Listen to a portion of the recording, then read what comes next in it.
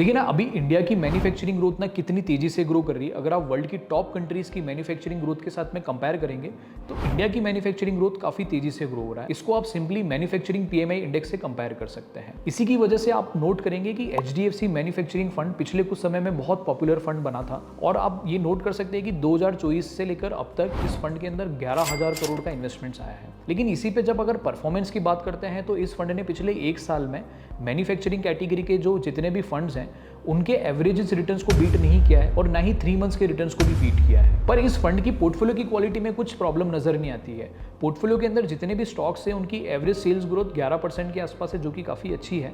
Profit growth भी काफ़ी amazing है और पी वैल्यूएशंस 18.85 है, जो कि बहुत ही फेवरेबल है। लेकिन फिर भी फंड के अंदर अंडर परफॉर्मेंस आई है। चलो इसका मैं एक बहुत छोटा सा रीजन आपको शेयर करता हूँ।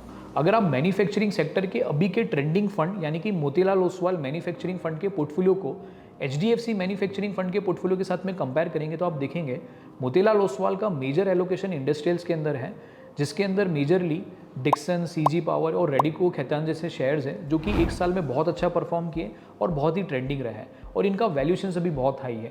इसी वजह से मोतीलाल ओसवाल की परफॉर्मेंस भी बहुत हाई रही है। वहीं अगर आप एचडीएफसी का पोर्टफोलियो चेक करेंगे तो इसका मेजर एलोकेशन हेल्थ केयर और मटेरियल जैसे सेक्टर के अंदर है। ये दोनों ही सेक्टर के अंदर अभी परफॉर्मेंस नहीं आई है और ये भी अंडर वैल्यूड सेक्टर है। तो कहने का मतलब ये है कि दोनों फंड के अंदर खराबी नहीं है, दोनों फंड की इन्वेस्टिंग स्टाइल अलग अलग है। इसीलिए अच्छी रिसर्च करके राइट फंड को सेलेक्ट करना और इन्वेस्टिंग डिसिप्लिन को मेंटेन करना ये बहुत ही कॉम्प्लेक्स और डिफिकल्ट प्रोसेस है। इसीलिए हम ये सजेस्ट करते हैं कि आप अपने इन्वेस्टमेंट एडवाइजर से डिस्कस करके फिर अपना पोर्टफोलियो प्लान कीजिए।